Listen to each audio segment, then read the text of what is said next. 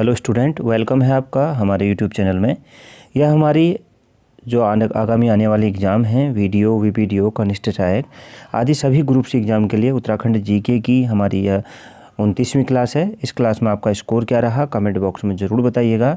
इसका पीडीएफ आप Telegram channel से डाउनलोड कर सकते हैं, लिंक आपको डिस्क्रिप्शन में मिल जाएगा। अन्य कुछ महत्वपूर्ण बुक्स भी वहाँ पर अवेलेबल हैं। अगर आप चाहें उन बुक्स को डाउनलोड करना चाहते हैं तो पीडीएफ सेक्शन में जाके आप उन्हें डाउनलोड कर सकते हैं। तो चलिए शुरू करते हैं इस क्लास को। अपना स्कोर ज़रूर कमेंट बॉक्स में बताइएगा। कुछ त्रुटि है अगर क्लास में होती है तो उसको अगली क्लास आप ज़रूर मेंशन कर दीजिएगा, अगली क्लास में उसमें सुधार कर लिया जाएगा। तो देखते हैं पहला क्वेश्चन, गढ़वाल का आदि पुरुष किसे कहा जाता है? तो किसे कहा जाता है? तो जो गढ़वाल का आदि पुरुष, काफ़ी आसान सा पुरुष है यह प्रश्न है, गढ़वाल का आदि पुरुष। तो इस प्रश्न का सही उत्तर हो जाएगा ऑप्शन बी। इस प्रश्न का सही उत्तर हो जाएगा कनकपाल को। ऑप्शन बी इस प्रश्न का सही उत्तर है। दूसरा प्रश्न है, गढ़वाल में सूरियल व्यवस्था का जनक किसे माना जाता है? तो किसे माना जाता है? ऑप्शन बी अजयपाल को। ऑप्शन बी इस प्रश्न का राइट आंसर हो जाएगा। प्रश्न नंबर 3 है हमारा, अफगानों का शासक सिकंदर लोदी के समकालीन कौन है? तो राइट आंसर हो जाएगा ऑप्शन ए अजय पाल जी। तो अफगानों का शासक सिकंदर लोदी के समकालीन कौन है? तो जो अफगानों का शासक सिकंदर लोदी था उसके समकालीन अजय पाल हैं।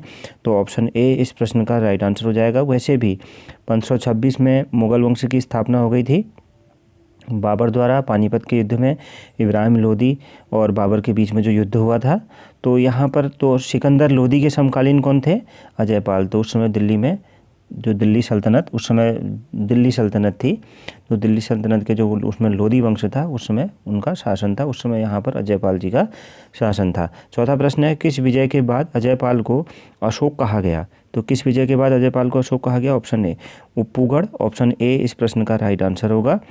पाँचवा प्रश्न है, किस ग्रंथ में अजयपाल को महात्मा कहा गया है?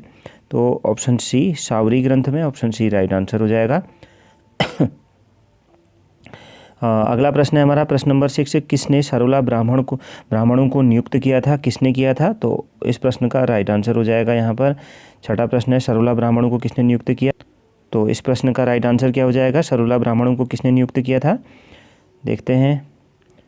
तो इस प्रश्न का सही उत्तर है हमारा ऑप्शन डी अजयपाल जी ने किया था। तो ऑप्शन डी इस प्रश्न का राइट आंसर हो जाएगा। अगला प्रश्न है प्रश्न नंबर 7, शाह उपाधि धारण करने वाले प्रथम पंवार शासक कौन थे? तो कौन थे? Option B Balbhadra Shah. Option B इस प्रश्न का राइट आंसर हो जाएगा। अगला प्रश्न देखते हैं। प्रश्न नंबर 8, किस पुस्तक में लिखा है कि अजयपाल गोरखनाथ के 84 पंथों में से एक पंथ का भी संस्थापक था?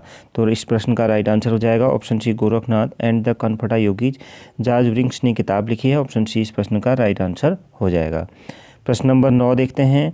प्रश्न नंबर 9 है, मानशाह ने किसे सोनवाण स्वर्णिम विजेता की उपाधि दी थी? तो राइट आंसर हो जाएगा option C Kalu Bhandari. Option C right answer हो जाएगा।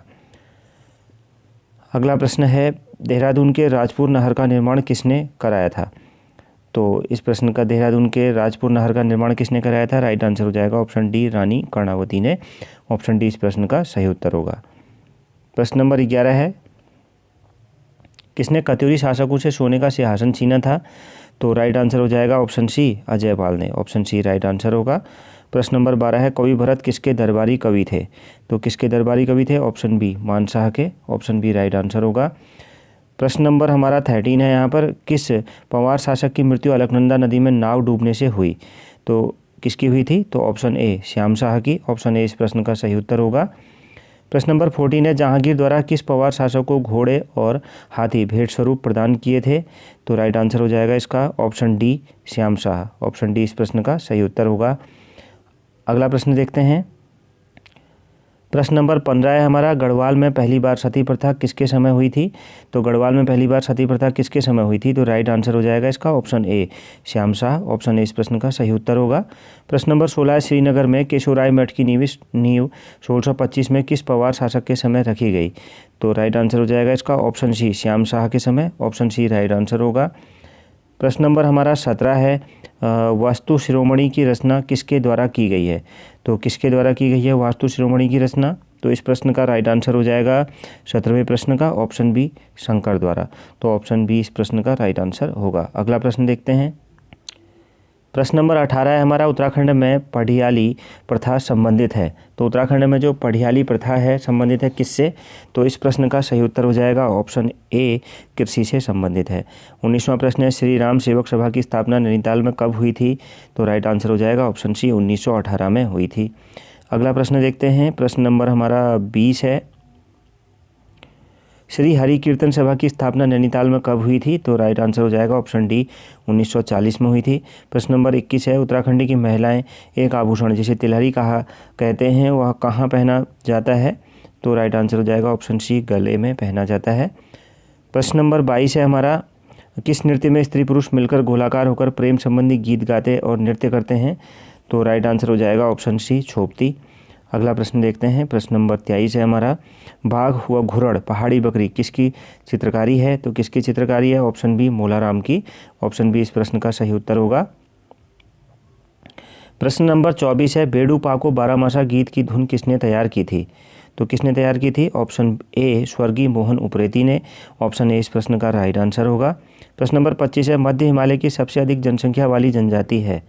तो ऑप्शन बी, भोटिया जनजाति। ऑप्शन बी राइट आंसर होगा। प्रश्न नंबर 26 है हमारा, कौन सी जनजाति बागनाथ देवता की पूजा करती है? तो कौन सी जनजाति बागनाथ देवता की पूजा करती है? ऑप्शन डी, राजी जनजाति। ऑप्शन डी इस प्रश्न का राइट आंसर हो जाएगा। प्रश्न नंबर 27 है, निम्न में से कौन कुमाऊं हिमालय की एक मुख्य जनजाति है? तो राइट आंसर हो जाएगा ऑप्शन बी, थारू जनजाति। अगला प्रश्न है हमारा प्रश्न नंबर 28, निम्न में से उत्तराखंड की कौन सी मछुआरा जनजाति इस्लाम धर्म को मानती है? कौन सी है? तो option C, Mahigir. Option C right answer होगा। प्रश्न नंबर 29 है, फुटबॉल को राज्य खेल घोषित किया गया?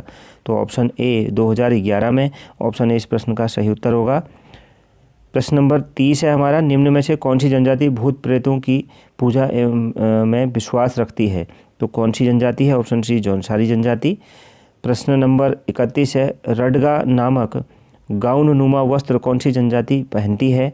तो राइट आंसर हो जाएगा ऑप्शन सी, शौका जनजाति पहनती है। अगला प्रश्न देखते हैं, प्रश्न नंबर हमारा 32 है, कुमाऊं पर गोरखा आक्रमण के समय नेपाल नरेश कौन था? तो option C, Rana Bahadur Shah. Option C right answer होगा। प्रश्न नंबर 33, द्रोण गुफा किस जनपद में स्थित है? तो ऑप्शन ए, देहरादून में। ऑप्शन ए इस प्रश्न का सही उत्तर हो जाएगा। तो इस क्लास में आपका स्कोर क्या रहा कमेंट बॉक्स में ज़रूर बताइएगा। मिलते हैं नेक्स्ट क्लास में। Thank you very much.